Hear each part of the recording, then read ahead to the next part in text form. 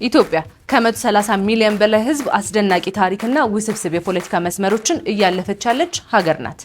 ለዓመታት ሀገራችንን ሲያናውጡ የቆዩት መዋቅራዊ የፖለቲካና የታሪክ ልዩነቶች በጠረጴዛ ዙሪያ በሚገባ መፍታት ይቻላል። አሁን ላይ ኢትዮጵያ ይህንን ለማድረግ ትልቅ ሙከራ ላይ ትገኛለች። ስሙም የኢትዮጵያ ሀገራዊ ምክክር ይባላል። ይህ ምክክር ለዓመታት የዘለቁ ቁስሎችን እንዴት ሊፈውስ ይችላል? አጀንዳዎቹስ እንዴት ተሰበሰቡ? አሁንስ የደረሱበት የውሳኔ አቅጣጫ ምንድነው የሚለውን ያሳያል። የነገዋ የበለጸገች ኢትዮጵያ ሀገራዊ ምክክር ከዚህ ይጀምራል።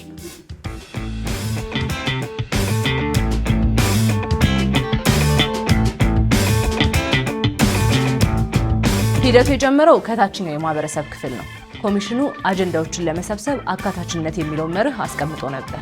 ለመሆኑ አጀንዳዎቹ እንዴት ተሰበሰቡ? በሶስት ዋና ዋና መንገዶች ተሰብስበዋል። አንደኛ የህዝብ ተወካዮች ምርጫ ነው። በወረዳና በየከተማው ከ9 የሚበልጡ የተለያዩ የማህበረሰብ ክፍሎች፣ የሃይማኖት አባቶች፣ የተፈናቀሉ ዜጎች፣ ነጋዴዎች፣ ማህበራትና ምሁራን ተወካዮቻቸውን መረጡ። ሁለተኛው ደግሞ የአጀንዳ ማመንጨት መድረኮችን ማዘጋጀት ነበር። እነዚህ ተወካዮች በአንድ አዳራሽ ተሰብስበው የኢትዮጵያን ዋና ዋና ችግሮችና መፍትሄዎቻቸው ምንድናቸው በሚሉ ርዕሶች ጉዳይ በነፃነት ተወያዩ። ሶስተኛው የዲጂታልና የዲያስፖራ ተሳትፎ ነው።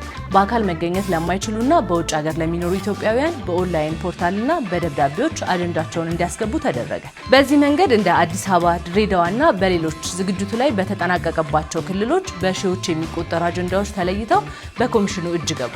ታዲያ ከተሰበሰቡት በሺዎች ከሚቆጠሩ ሀሳቦች ውስጥ አሁን ላይ የወጡት ዋና ዋና የውሳኔ አቅጣጫዎች ምንድን ናቸው? ኮሚሽኑ አጀንዳዎችን በዋና ጭብጦች ከፋፍሏቸዋል። የደረሱባቸውንና ወደፊት ትልቅ ክርክር የሚደረግባቸውን አቅጣጫዎች 3 ዋና ናቸው ብሎ ለይቷቸዋል። የታሪክ ትረካዎችና ብሔራዊ ምልክቶች። ያለፉ የታሪክ ክስተቶች እንዴት ይተረካሉ? በባንዲራ በብሔራዊ በዓላትና በጋራ እሴቶች ላይ መግባባትን መፍጠር። የመንግስት መዋቅርና ህገ መንግስት። አሁን ያለው የፌዴራሊዝም ስርዓትና ህገ መንግስቱ እንዴት መሻሻል አለባቸው? የስልጣን ክፍፍሉስ እንዴት ይሁን? የሚሉትን ነጥቦች በዋና አጀንዳነት ተይዘዋል። የፍትህና የእርቅ ስነ ስርዓት። ያለፉ በደሎችን መርምሮ ዘላቂ እርቅን ለማውረድ የሚረዳ የሽግግር ፍትህ ፖሊሲን ከምክክር ውጤት ጋር ማጣጣም። እነዚህ አጀንዳዎች ተጠቃለው በመጨረሻው ሀገራዊ መድረክ ላይ ለትልቅ ውሳኔ ይቀርባሉ። ይህ የኢትዮጵያ ትልቅ የእድል ምዕራፍ ነው። ሂደቱ ከተሳካ ሀገራችንን ወደ አዲስ የሰላም ምዕራፍ ያሸጋግራታል። ካልተሳካ ግን በጥርጣሬና በግጭት አዙሪት ውስጥ እንድንቀጥል ሊያደርጋት ይችላል። የኢትዮጵያ ሀገራዊ ምክክር አሁን የደረሰበት ደረጃ ይህንን ይመስላል። እርሶስ ይህ ምክክር ለሀገራችን ፍጹም መፍትሄ እንዲያመጣ ምን መደረግ አለበት ይላሉ?